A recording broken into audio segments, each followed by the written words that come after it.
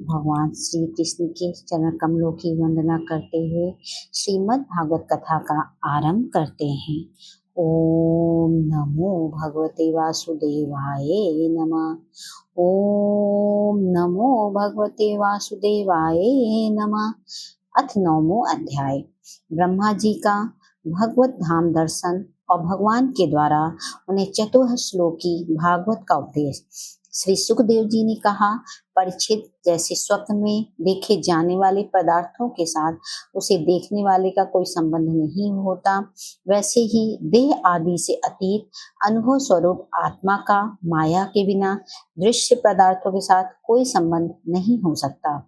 विविध रूप वाली माया के कारण वह विविध रूप वाला प्रतीत होता है और जब उसके गुणों में रम जाता है तब यह मैं हूँ, यह मेरा है, इस प्रकार मानने लगता है। किंतु जब यह गुणों को क्षुब्ध करने वाले काल और मोह उत्पन्न करने वाली माया इन दोनों से परे अपने अनंत स्वरूप में मोह रहित होकर रमण करने लगता है, आत्मा राम हो जाता है, तब यह मैं मेरा का भाव छोड़कर पूर्ण उदासीन गुणातीत हो जाता है। ब्रह्मा जी की निष्कपट तपस्या से प्रसन्न होकर भगवान ने उन्हें अपने रूप का दर्शन कराया और आत्म तत्व के ज्ञान के लिए उन्हें परम सत्य परमार्थ वस्तु का उपदेश दिया। वही बात मैं तुम्हें सुनाता हूँ। तीनों लोक के परम गुरु आदिदेव ब्रह्मा जी अपने जन्म स्थान कमल पर बैठकर सृष्टि करने की इच्छा से विचार करने लगे, परंतु जिस ज्ञान दृष्टि से सृष्टि का निर्माण हुआ था, वह जो सृष्टि व्यापार के लिए वांछनीय है, वह दृष्टि उन्हें प्राप्त नहीं हुई। एक दिन वे यही चिंता कर रहे थे कि प्रलय के समुद्र में उन्होंने व्यंजनों के 16वें एवं 21वें अक्षर ता तथा पा को तप तप इस प्रकार 2 बार सुना। परीक्षित, महात्मा लोग इस तप को ही त्यागियों का धन मानते हैं। यह सुनकर ब्रह्मा जी ने वक्ता को देखने की इच्छा से चारों ओर देखा, परंतु वहां कोई दूसरा नहीं दिखाई पड़ा। वे अपने कमल पर बैठ गए और मुझे तप करने की प्रत्यक्ष आज्ञा मिलती है ऐसा निश्चय कर और उसी में अपना हित समझकर उन्होंने अपने मन को तपस्या में लगा दिया। ब्रह्मा जी तपस्वियों में सबसे बड़े तपस्वी हैं। उनका ज्ञान अमोघ्य है।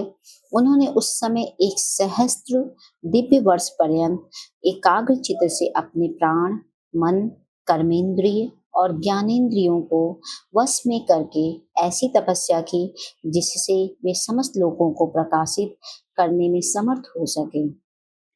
उनकी तपस्या से प्रसन्न होकर भगवान ने उन्हें अपना वह लोक दिखाया जो सबसे श्रेष्ठ है और जिससे परे कोई दूसरा लोक नहीं है। उस लोक में किसी भी प्रकार के क्लेश, मोह और भय नहीं है। जिन्हें कभी एक बार भी उसके दर्शन का सौभाग्य प्राप्त हुआ है, वे देवता बार बार उसकी स्तुति करते रहते हैं। वहां रजोगुण, तमोगुण और इनसे मिला हुआ सत्व गुण भी नहीं है। वहां न काल की दाल गलती है और न माया ही कदम रख सकती है। फिर माया की बाल बच्चे तो जा ही कैसे सकते हैं। वहां भगवान के पार्षद निवास करते हैं, जिनका पूजन देवता और दैत्य दोनों ही करते हैं। उनका उज्जवल आभा से युक्त श्याम शरीर, सतदल कमल के समान कोमल नेत्र और पीले रंग के वस्त्र से शोभायमान है। अंग अंग से राशि राशि सौभाग्य बिखरता रहता है। वे कोमलता की मूर्ति हैं। सभी के 4 भुजाएं हैं। वे स्वयं तो अत्यंत तेजस्वी है ही, मणि जटित स्वर्ण के प्रभा में आभूषण भी धारण किए रहते हैं। उनकी छवि मूंगी, वैदुर्य मणि और कमल के उज्जवल तंतु के समान है। उनके कानों में कुंडल, मस्तक पर मुकुट और कंठ में मालाएं शोभायमान हैं। जिस प्रकार आकाश बिजली सहित बादलों से शोभायमान होता है, वैसे ही वह लोक मनोहर कामनियों की क्रांति से युक्त महात्माओं के दिव्य तेजोमय विमानों से स्थान स्थान पर सुशोभित होता रहता है। उस बैकुंठ लोक में लक्ष्मी जी सुंदर रूप धारण करके अपनी विविध विभूतियों के द्वारा भगवान के चरण कमलों की अनेकों प्रकार से सेवा करती रहती हैं। कभी कभी जब वे झूले पे बैठकर अपने प्रियतम भगवान की लीलाओं का गायन करने लगती हैं और तब उनके सौंदर्य और सुरभि से उन्मत्त होकर भौरे स्वयं उन लक्ष्मी जी का गुणगान करने लगते हैं। ब्रह्मा जी ने देखा कि उस दिव्य लोक में समस्त भक्तों के रक्षक लक्ष्मीपति, यज्ञपति एवं विश्वपति भगवान विराजमान हैं। सुनंद, नंद, प्रबल और अहड़ आदि मुख्य मुख्य पार्षदगण उन प्रभु की सेवा कर रहे हैं। उनका मुख कमल प्रसाद मधुर मुस्कान से युक्त है। आंखों में लाल लाल डोरियां हैं, बड़ी मोहक और मधुर चितवन है। ऐसा जान पड़ता है कि अभी अभी अपने प्रेमी भक्त को अपना सर्वस्व दे देंगे। सिर पर मुकुट, कानों में कुंडल और कंधे पे पीताम्बर जगमगा रहे हैं। वक्ष स्थल पर एक सुनहरी रेखा के रूप में श्री लक्ष्मी जी विराजमान हैं और सुंदर 4 भुजाएं हैं। वे एक सर्वोत्तम और बहुमूल्य आसन पर विराजमान हैं। पुरुष प्रकृति, महतत्व, अहंकार, मन, 10 इंद्रियां, शब्द आदि 5 तन्मात्राएं और पंचभूत ये 25 शक्तियां मूर्तिमान होकर उनके चारों ओर खड़ी हैं। समग्र ऐश्वर्य, धर्म, कीर्ति, श्री, ज्ञान और वैराग इन 6 नित्य सिद्ध स्वरूपभूत शक्तियों से वे सर्वदा युक्त रहते हैं। उनके अतिरिक्त और कहीं भी ये नित्य रूप से निवास नहीं करती। वे सर्वेश्वर प्रभु अपने नित्य आनंदमय स्वरूप में ही नित्य निरंतर निमग्न रहते हैं। उनका दर्शन करते ही ब्रह्मा जी का हृदय आनंद के उद्रेक से लबलबा भर गया और शरीर पुलकित हो उठा। नेत्रों में प्रेमार्सु छलक आए। ब्रह्मा जी ने भगवान के उन चरण कमलों में जो परमहंसों के नृत्य मार्ग से प्राप्त हो सकते हैं, सिर झुकाकर प्रणाम किया। ब्रह्मा जी के प्यारे भगवान अपने प्रिय ब्रह्मा को प्रेम और दर्शन के आनंद में निमग्न शरणागत तथा प्रजा सृष्टि के लिए आदेश देने के योग्य देखकर बहुत प्रसन्न हुए। उन्होंने ब्रह्मा जी से हाथ मिलाया तथा मंद मुस्कान से अलंकृत वाणी में कहा। श्री भगवान ने कहा, ब्रह्मा जी, तुम्हारे हृदय में तो समस्त वेदों का ज्ञान विद्यमान है। तुमने सृष्टि रचना की इच्छा से चिरकाल तक तपस्या करके मुझे भली भांति संतुष्ट कर दिया है। मन में कपट रखकर योग साधन करने वाले मुझे कभी प्रसन्न नहीं कर सकते। तुम्हारा कल्याण हो, तुम्हारी जो अभिलाषा हो वही वर मुझसे मांग लो, क्योंकि मैं मुंह मांगी वस्तु देने में समर्थ हूँ। ब्रह्मा जी, जीव के समस्त कल्याणकारी साधनों का विश्राम पर्यवसान मेरे दर्शन में ही है। तुमने मुझे देखे बिना ही उस सोने जल में मेरी वाणी सुनकर इतनी घोर तपस्या की है। इसी से मेरी इच्छा से तुम्हें मेरे लोक का दर्शन हुआ है। तुम उस समय सृष्टि रचना का कर्म करने में किंग कर्तव्य विमूढ़ हो रहे थे। इसी से मैंने तुम्हें तपस्या करने की आज्ञा दी, क्योंकि निष्पाप तपस्या मेरा हृदय है और मैं स्वयं तपस्या का आत्मा हूँ। मैं तपस्या से ही इस संसार की सृष्टि करता हूँ, तपस्या से ही इसका धारण पोषण करता हूँ और फिर तपस्या से ही इसे अपने में लीन कर लेता हूँ। तपस्या मेरी एक दुर्लभ शक्ति है। ब्रह्मा जी ने कहा, भगवान, आप समस्त प्राणियों के अंतःकरण में साक्षी रूप से विराजमान रहते हैं। आप अपने प्रतिहत ज्ञान से यह जानते ही हैं कि मैं क्या करना चाहता हूँ। नाथ, आप कृपा करके मुझ याचक की यह मांग पूरी कीजिए कि मैं आपके रूप रहित, आपके सगुण और निर्गुण दोनों ही रूपों को जान सकूं। आप माया के स्वामी हैं। आपका संकल्प कभी व्यर्थ नहीं जा होता। जैसे मकड़ी अपने मुंह से जाला निकाल कर उसमें कीड़ा करती है और आप फिर उसमें अपने में लीन कर लेते हैं, वैसे ही आप अपनी माया का आश्रय लेकर के उस विविध शक्ति संपन्न जगत की उत्पत्ति, पालन और संहार करने के लिए अपने आप को ही अनेक रूपों में बना देते हैं और कीड़ा करते हैं। इस प्रकार आप कैसे करते हैं, इस मर्म को मैं जान सकूं, ऐसा ज्ञान आप मुझे दीजिए। आप मुझ पर ऐसी कृपा कीजिए कि मैं सजग रहकर सावधानी से आपकी आज्ञा का पालन कर सकूं और सृष्टि की रचना करते समय भी कर्तापन आदि के अभिमान से बंध ना जाऊं। प्रभु, आपने एक मित्र के समान हाथ पकड़ के मुझे अपना मित्र स्वीकार किया है। अतः जब मैं आपकी इस सेवा सृष्टि रचना में लगूं और सावधानी से पूर्व सृष्टि के गुण कर्मानुसार जीवों का विभाजन करने लगूं, तब कहीं अपने को जन्म कर्म से स्वतंत्र मानकर प्रबल अभिमान न कर बैठूं। भगवान ने कहा, अनुभव, प्रेमा भक्ति और साधनों से युक्त अत्यंत गोपनीय अपने स्वरूप का ज्ञान मैं तुम्हें कहता हूँ। तुम उसे ग्रहण करो। मेरा जितना विस्तार है, मेरा जो लक्षण है, मेरी जितने और जैसे रूप, गुण और लीलाएं हैं, मेरी कृपा से तुम उनका तत्व ठीक ठीक वैसा ही अनुभव करो। सृष्टि के पूर्व केवल मैं ही मैं था। मेरे अतिरिक्त न स्थूल था, न सूक्ष्म और न तो दोनों का कारण अज्ञान। जहाँ यह सृष्टि नहीं है, वहाँ मैं ही मैं हूँ और इस सृष्टि के रूप में जो कुछ प्रतीत हो रहा है वह भी मैं ही हूँ और जो कुछ बच रहेगा वह भी मैं ही हूँ। वास्तव में ना होने पर भी जो कुछ अनिर्वचनीय वस्तुएं मेरे अतिरिक्त मुझ परमात्मा में दो चंद्रमाओं की तरह ही मिथ्या प्रतीत हो रही है, अथवा विद्यमान होने पर भी आकाश मंडल के नक्षत्रों में राहु की भांति जो मेरी प्रतीति नहीं होते, उसे मेरी माया समझना चाहिए।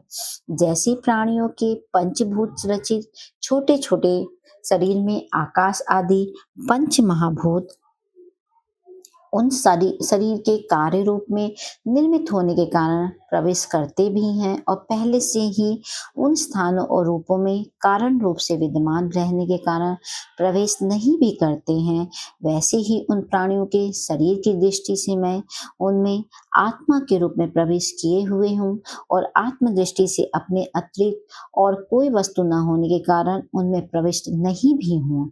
यह ब्रह्म नहीं है, यह ब्रह्म नहीं है। इस प्रकार निषेध की पद्धति से और यह ब्रह्म है, यह ब्रह्म है, इस अन्वय की पद्धति से यही सिद्ध होता है कि सर्वातीत एवं सर्वस्वरूप भगवान ही सर्वदा और सर्वत्र स्थित है। वही वास्तविक तत्व है। जो आत्मा अथवा परमात्मा का तत्व जानना चाहते हैं, उन्हें केवल इतना ही जानने की आवश्यकता है। ब्रह्मा जी, तुम अविचल समाधि के द्वारा मेरे इस सिद्धांत में पूर्ण निष्ठा कर लो।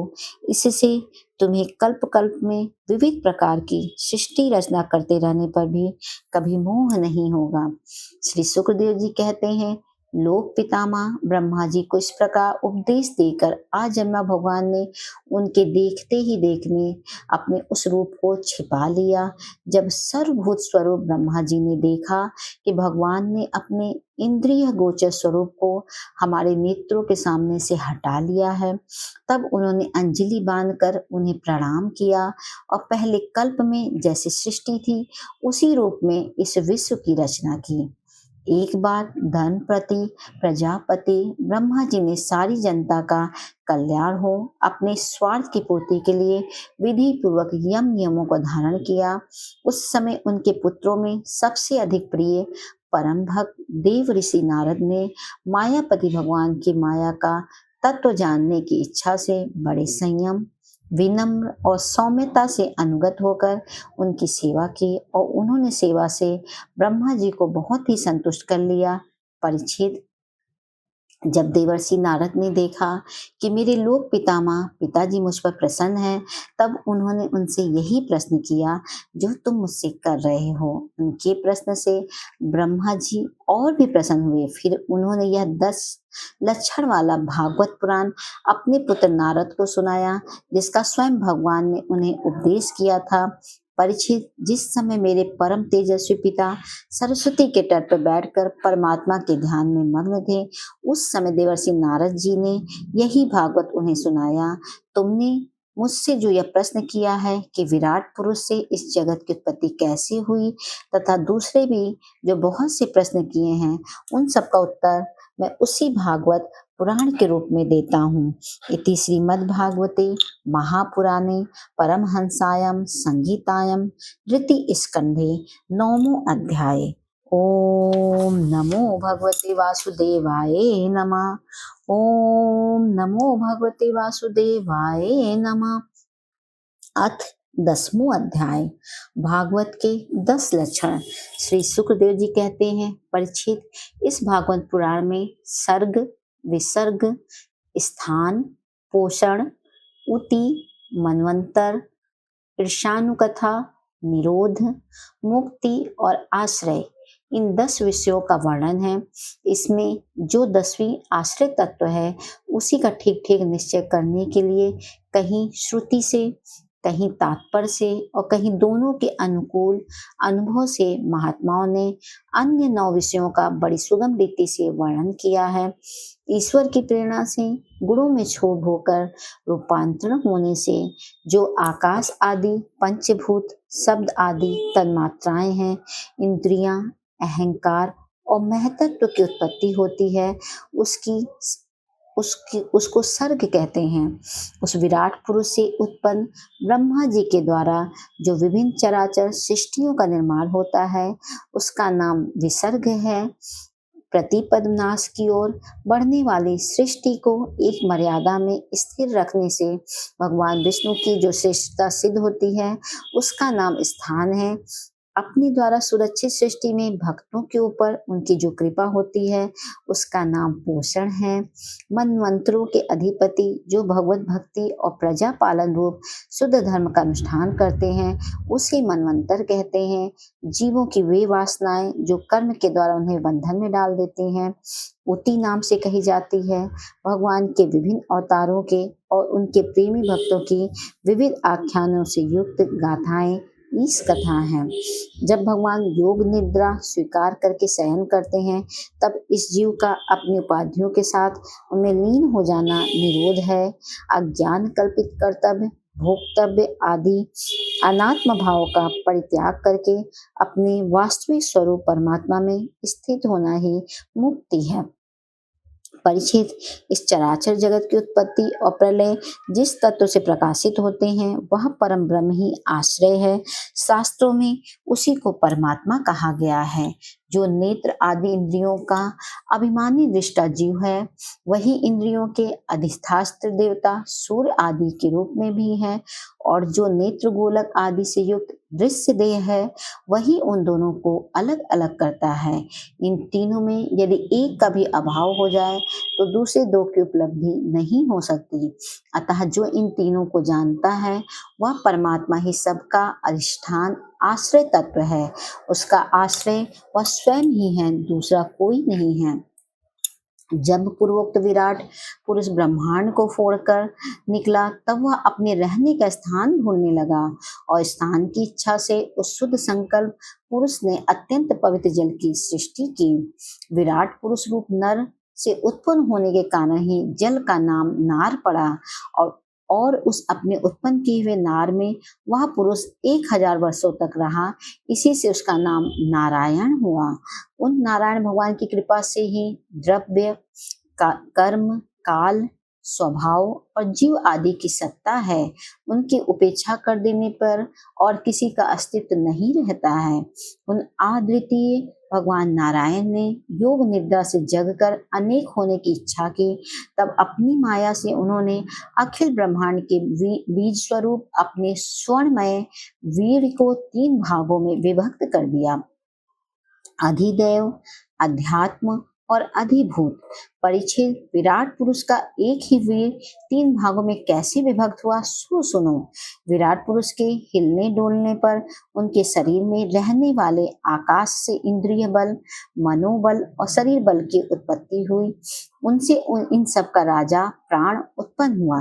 जैसे सेवक अपने स्वामी राजा के पीछे पीछे चलते हैं वैसे ही सबके शरीर में प्राण के प्रबल रहने पर ही सारी इंद्रियां प्रबल रहती हैं, और जब वह सुस्त पड़ जाता है तब सारी इंद्रियां भी सुस्त हो जाती हैं।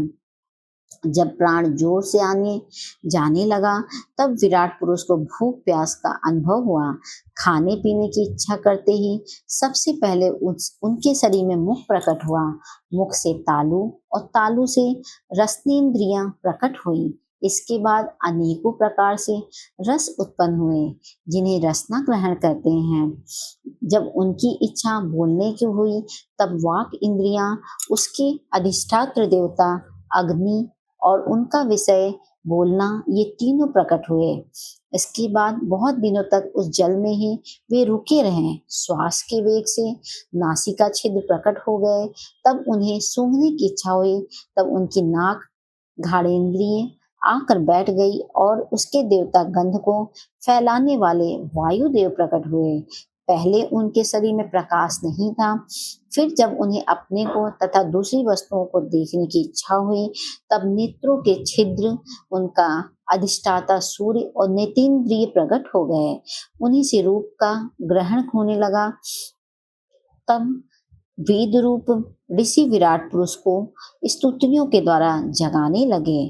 तब उन्हें सुनने की इच्छा हुई। उसी समय कान, उनकी अधिष्ठात्र देवता, दिशाएं और श्रोतेंद्रियां प्रकट हुई। इसी से शब्द सुनाई पड़ता है। जब उन्होंने वस्तुओं की कोमलता, कठिनता, हल्कापन, भारीपन, उष्णता और शीतलता आदि जाननी चाहिए तब उनके शरीर में चर्म प्रकट हुआ। पृथ्वी में से जैसे वृक्ष निकल कर आते हैं उसी प्रकार उस चर्म में रोए पैदा हुए और उसके भीतर बाहर रहने वाला वायु भी प्रकट हो गया। स्पर्श ग्रहण करने वाली त्वचा इंद्रियां भी साथ ही साथ शरीर में चारों ओर लिपट गई और उससे उन्हें स्पर्श का अनुभव होने लगा। जब उन्हें अनेकों प्रकार के कर्म करने की इच्छा हुई तब उनके हाथ उगाए। उन हाथों में ग्रहण करने की शक्ति हस्तेंद्रियां तथा उनके अधिदेवता इंद्र प्रकट हुए और दोनों के आश्रय से होने वाला ग्रहण रूप कर्म भी प्रकट हो गया। जब उन्हें अभिष्ट स्थान पर जाने की इच्छा हुई तब उनके शरीर में पैर उगाए। चरणों के साथ ही चरण इंद्रिय के अधिष्ठाता रूप में वहां स्वयं यज्ञ पुरुष भगवान विष्णु स्थित हो गए और उन्हीं में चलना रूप कर्म प्रकट हुआ। मनुष्य इसी चरेंद्रिय से चलकर यज्ञ सामग्री एकत्र करते हैं। संतान, रति और स्वर्ग भोग की कामना होने पर विराट पुरुष के शरीर में लिंग की उत्पत्ति हुई। उसमें उपेस्थींद्रिय और प्रजापति देवता तथा इन दोनों के आश्रय रहने वाले काम सुख का आविर्भाव हुआ। जब उन्हें मल त्याग की इच्छा हुई तब गुदा द्वार प्रकट हुआ। तत्पश्चात उसमें वायु इंद्रिय और मित्र देवता उत्पन्न हुए। इन्हीं दोनों के द्वारा मल त्याग की क्रिया संपन्न होती है। अपान मार्ग द्वारा एक शरीर से दूसरे शरीर में जाने की इच्छा होने पर नाभि द्वार प्रकट हुआ। उससे अपान और मृत्यु देवता प्रकट हुए। इन दोनों के आश्रय से ही प्राण और अपान का बिछो यानी मृत्यु होती है। जब विराट पुरुष को अन्न जल ग्रहण करने की इच्छा हुई तब कोख, आते और नाड़ियां उत्पन्न हुई। साथ ही पुछि के देवता समुद्र, नाड़ियों के देवता नदियां एवं तुष्टि और पुष्टि, ये दोनों उनके आश्रित विषय उत्पन्न हुए। जब उन्होंने अपनी माया पर विचार करना चाहा तब हृदय की उत्पत्ति हुई। उससे मन रूप इंद्रियां और मन से उनका देवता चंद्रमा तथा विषय कामना और शंकर प्रकट हुए। विराट पुरुष के शरीर में पृथ्वी, जल और तेज से 7 धातुएं प्रकट हुई। त्वचा, चर्म, मांस, रुधिर, मेद, मज्जा और अस्थि। इसी प्रकार आकाश, जल और वायु से प्राणों की उत्पत्ति हुई। श्रोत आदि सब इंद्रियां शब्द आदि विषयों को ग्रहण करने वाली हैं। वे विषय अहंकार से उत्पन्न हुए। मन सब विकारों का उत्पत्ति स्थान है और बुद्धि समस्त पदार्थों का बोध कराने वाली है। मैंने भगवान के इस स्थूल रूप का वर्णन तुम्हें सुनाया। या ब्रह्मा बाहर की ओर से पृथ्वी, जल, तेज, वायु, आकाश, अहंकार, महत्त्व और प्रकृति, इन 8 आवरणों से घिरा हुआ है। इससे परि भगवान का अत्यंत सूक्ष्म रूप है। वह अव्यक्त, निर्विशेष, आदि, मध्य और अंत से रहित एवं नित्य है। वाणी और मन की वहां तक पहुंच नहीं है। मैंने तुम्हें भगवान के स्थूल और सूक्ष्म, व्यक्त और अव्यक्त जिन दो रूपों का वर्णन सुनाया है, यह दोनों ही भगवान की माया के द्वारा रचित हैं। इसलिए विद्वान पुरुष इन दोनों को ही स्वीकार नहीं करते। वास्तव में भगवान निष्क्रिय हैं, अपनी शक्ति से ही वे सक्रिय बनते हैं। फिर तो वे ब्रह्मा का या विराट रूप धारण करके वाच्य और वाचक शब्द और उसके अर्थ के रूप में प्रकट होते हैं और अनेकों नाम, रूप तथा क्रियाएं स्वीकार करते हैं। परिच्छेद प्रजापति, मनु, देवता, ऋषि, पितर, सिद्ध, चारण, गंधर्व, विद्याधर, असुर, यक्ष, किन्नर, अप्सराएं, नाग, सर्प, किम पुरुष, उरग, मातृकाएं, राक्षस, पिशाच, प्रेत, भूत, विनायक, कुष्मांड, उन्माद, वेताल, यातुधान, ग्रह, पक्षी, मृग, पशु, वृक्ष, पर्वत, सरीसृप इत्यादि जितने भी संसार में नाम रूप हैं, सब भगवान के ही हैं। संसार में चर और अचर भेद से दो प्रकार के तथा जरायुज, अंडज, स्वेदज और उद्भिज भेद से चार प्रकार के जितने भी जलचर, थलचर तथा आकाशचारी प्राणी हैं, सब के सब शुभ, अशुभ और मिश्रित कर्मों के तद अनुरूप हैं। सत्व की प्रधानता से देवता, रजोगुण की प्रधानता से मनुष्य और तमोगुण की प्रधानता से नारकीय योनियां मिलती हैं। इन गुणों में भी जब एक गुण दूसरे दो गुणों से अभिभूत हो जाता है, तब प्रत्येक गति के तीन तीन भेद और हो जाते हैं। वे भगवान जगत के धारण पोषण के लिए धर्ममय विष्णु रूप स्वीकार करके देवता, मनुष्य और पशु, पक्षी आदि रूप में अवतार लेते हैं तथा विश्व का पालन पोषण करते हैं। प्रलय का समय आने पर वे ही भगवान अपने बनाए हुए इस विश्व को कालाग्नि स्वरूप रुद्र का रूप ग्रहण करके अपने में वैसे ही लीन कर लेते हैं जैसे वायु मेघमाला को। परिचित महात्माओं ने अचिंत्य ऐश्वर्य भगवान का इसी प्रकार वर्णन किया है, परंतु तत्वज्ञानी पुरुषों को केवल इस सृष्टि, पालन और प्रलय करने वाले रूप में ही उनका दर्शन नहीं करना चाहिए, क्योंकि वे तो इससे परे भी हैं। सृष्टि की रचना आदि कर्मों का निरूपण करके पूर्ण परमात्मा से कर्म या कर्तापन का संबंध नहीं जोड़ा गया है। वह तो माया से आरोपित होने के कारण कर्तव्य का निषेध करने के लिए ही है। यह मैंने ब्रह्मा जी के महाकल्प का अवान्तर कल्पों के साथ वर्णन किया है। सब कल्पों में सृष्टि क्रम एक सा ही है। अंतर है तो केवल इतना ही कि महाकल्प के प्रारंभ में प्रकृति से क्रमशः महत्व आदि की उत्पत्ति होती है और कल्पों के प्रारंभ में प्राकृत सृष्टि को तो जो की त्यों रहती ही है। चराचर प्राणियों की वैकृत सृष्टि नवीन रूप से होती है। परिचित काल का परिमाण कल्प और उसके अंतर्गत मनवंतरों का वर्णन आगे चलकर करेंगे। अब तुम पाद्म कल्प का वर्णन सावधान होकर सुनो। सौनक जी ने पूछा, सूत जी, आपने हम लोगों से कहा था कि भगवान के परम भक्त विदुर जी ने अपने अति दुस्तेज कुटुंबियों को भी छोड़कर पृथ्वी के विभिन्न तीर्थों में विचरण किया था। उस यात्रा में मैत्रेय ऋषि के साथ अध्यात्म के संबंध में उनकी बातचीत कहाँ हुई तथा मैत्री जी ने उनके प्रश्न करने पर किस तत्व का उपदेश किया? सूत जी, आपका स्वभाव बड़ा सौम्य है।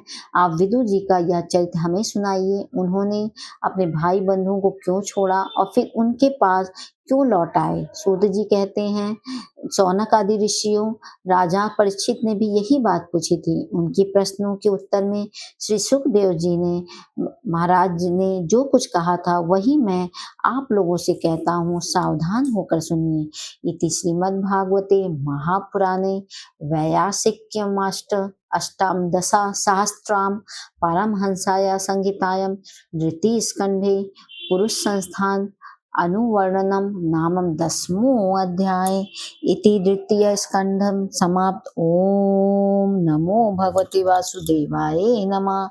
ओम नमो भगवते वासुदेवाय नमः।